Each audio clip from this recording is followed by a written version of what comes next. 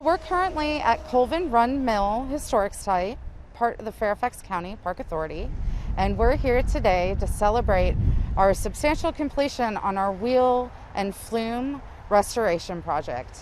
I'm a millwright, and a millwright is the profession of or trade of building and restoring wind and water powered pre-industrial and industrial structures.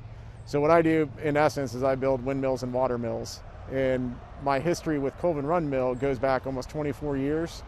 Ben has worked with us before, and he's one of the very few millwrights that are left within the United States. It's very important for us and for him to keep things historically accurate. The existing or previous wheel and flume were about 20 years old, and they had basically lasted their working life. We've come back and replaced the flume, which is the wooden structure that carries the water from the head race to the water wheel, and we replaced the water wheel itself. It's important for us to restore and preserve our cultural history because it tells a story of where we were in Fairfax County, and it's actually very relevant today.